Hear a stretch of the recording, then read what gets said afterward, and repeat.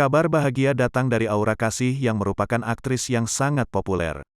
Tepat hari ini, Sabtu, tanggal 26 Februari tahun 2022. Aura Kasih genap berumur 35 tahun.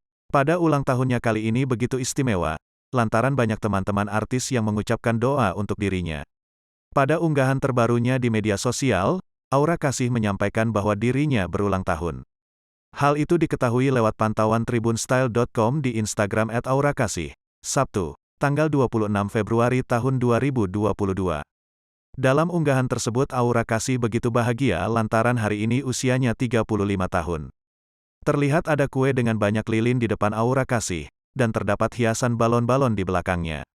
Rupanya di usianya yang sekarang, ia bersyukur kepada Tuhan untuk kehidupannya selama ini. Perjalanan hidupku sejauh ini luar biasa. Dan aku ingin berterima kasih kepada Tuhan untuk itu.